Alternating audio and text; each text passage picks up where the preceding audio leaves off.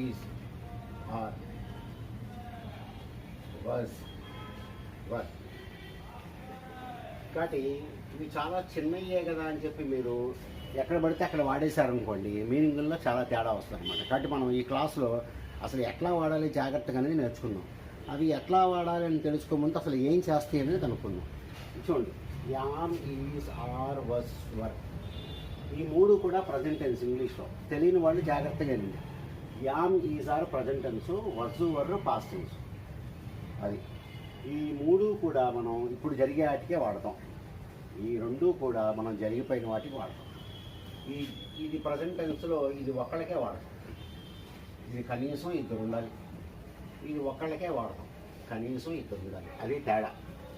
కాబట్టి am, is, are present tense, was, were రెండు past టెన్సే. మీకు తెలుసు ప్రజెంట్ టెన్స్ అంటే ఇప్పుడు జరిగాయి అని.